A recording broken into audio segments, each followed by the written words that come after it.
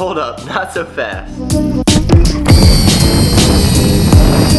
Remember in our last video how we tried inventing an RC plane and ended up crashing and breaking?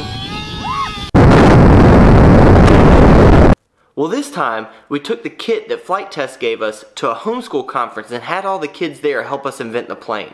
It was awesome, check it out.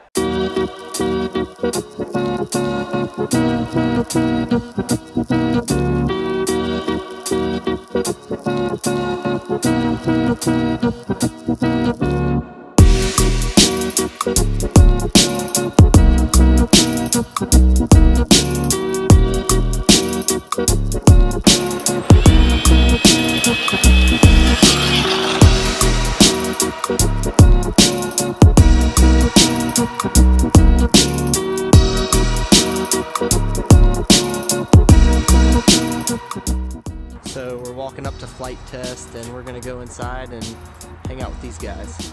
This next part we failed at because we should have kept the camera rolling. The first thing that happened when we walked in is they gave us all hugs and made us feel right at home. They're an awesome group of people. And then next thing you know, we're taking a tour around the place and seeing all their flying machines that they have hanging on the walls and whatnot. It was so cool. And then of course a visit to FliteTest wouldn't be complete without some tiny whoop action.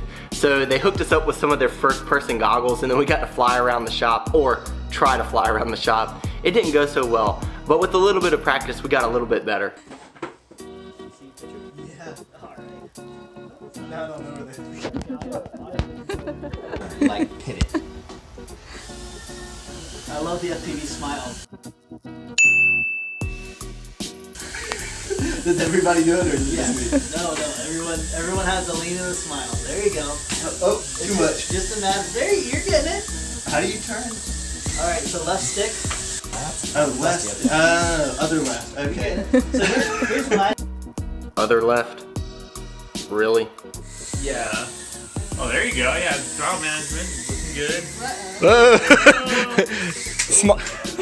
Small. Oh yeah, back to business. So we came here to show FliteTest the plane that all these kids helped us invent, and then also to help us put it in the air since we're not very good pilots.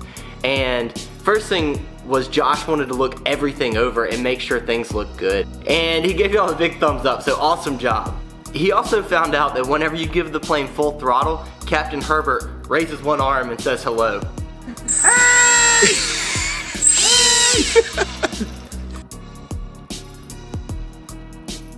Pin in the back on it? You got a pin? This one right here? Everything was perfect, yeah. I think they did good. They did a fantastic job. Yeah. Let's go fly it. Awesome. Have fun. Yes sir, thank you. Let's go fly it, kite. Yeah. Recap, what was the story behind this event? So we went to a homeschool conference and we had a bunch of kids help us out invent this plane. And everyone that helped us invent it got to sign it. Since we can't fly planes, Yeah. we brought it to the professionals because I think y'all can make just about anything fly. So we brought this plane to FliteTest for two reasons. One, they sent us this kit, and this kit makes it super simple to invent an RC airplane. The other thing was, these guys can make anything fly. On their YouTube channel, they made a cozy coop fly. You should totally check it out. It's so much fun. You're freezing. We should probably try to fly it. Right. Sounds like a plan. So let's go ahead and launch us in the wind. Right now it's kind of swirling. Why don't you fly me towards that flag here? No promises. If I crash you, I'm sorry. Sorry, kids. This show is for me. Alright, let's do it. There goes the motor! How many seconds do you have to ride a bull before it's considered? I like that. Yeah, I think 8 seconds would be success. Oh, there you go! Oh my God! It's good!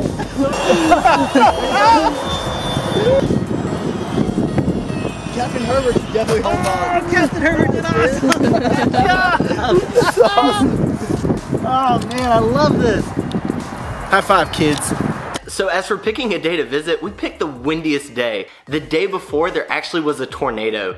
So today wasn't the best flying conditions, but since these guys are so good, they were able to actually fly it. I'm gonna interpret what Josh says.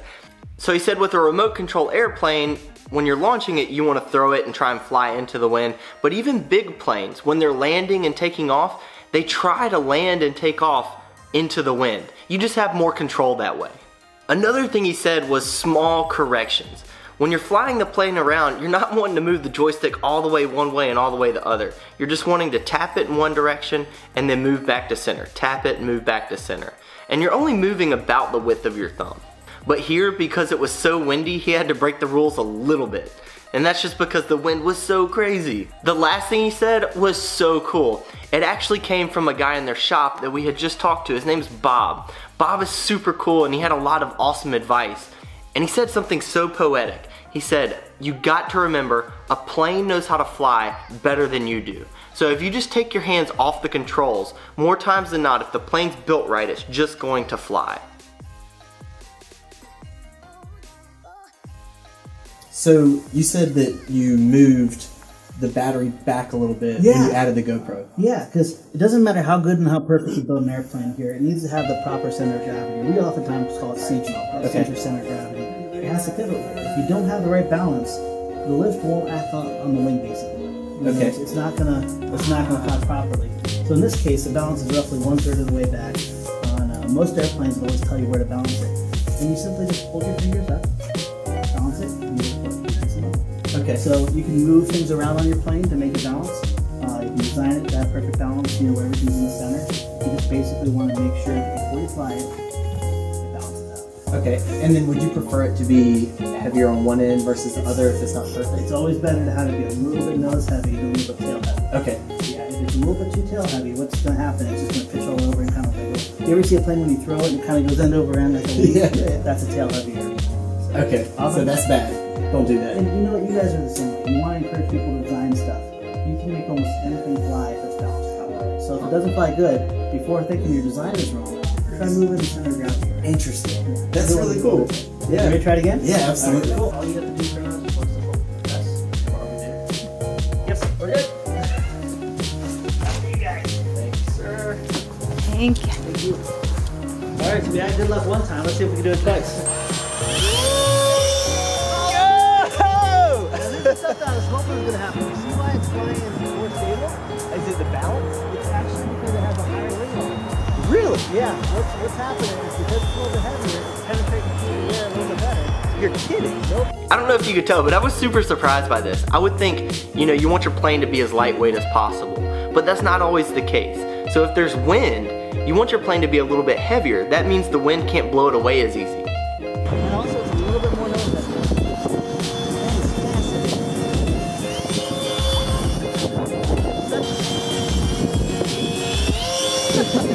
Can you make it through the barrier? Or like through the gate? We can try. Are we still friends if I crash it? Oh yeah, absolutely. Oh snap.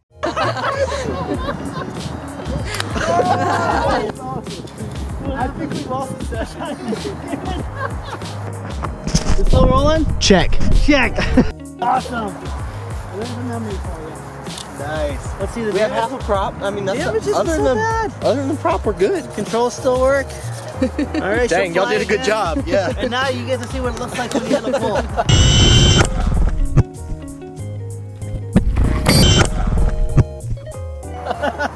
That's sweet. So, you said the plane was flying better that time. Would you tell me kind of what happened? Yeah. So imagine if you take a feather in a windy day and let it go, it's going to just fly away, right? Huh. This plane was really light the way it was built. And for flying indoors and in small backyards and calm wind, that's great. But when we actually increased the weight of the wing loading, which meant we made the airplane heavier, and we made it to fly a little bit faster to create the lift we needed, it actually ignored the wind a little bit more. Huh. So it did a lot better of a job. Plus, we had a little bit more nose heavy. And remember I were talking earlier how a nose heavy airplane is a little bit better way to go than a tail heavy airplane. That's because it's more like a lawn dart. It's going to naturally track in the trajectory that you're taking it to. So Super cool, man. that's fun. I appreciate that. Yeah, absolutely. Thank you so much. Now you get to see the footage, Yeah, right? exactly. See what it looks like running into a pole. First person. So done with flight test. That was an absolute blast. Thank you guys for the opportunity, and too bad we got to go now. So awesome job, guys. Peace. Firstly, a big thank you to all you who helped make this video possible. We had a blast inventing this plane with you and are looking forward to doing more things like this. And then also a big thank you to FliteTest for inviting us in, teaching us a little bit about flight, and then making this plane a success. So be sure to check them out. We think you'll really like their channel. Also, we would love for you to subscribe. Oh, I almost forgot. For our next video, we're looking to invent a lightsaber, so if you might want to help us invent a lightsaber, just drop a comment below and we might come invent it with you. Otherwise, have a great day, happy inventing, over and out.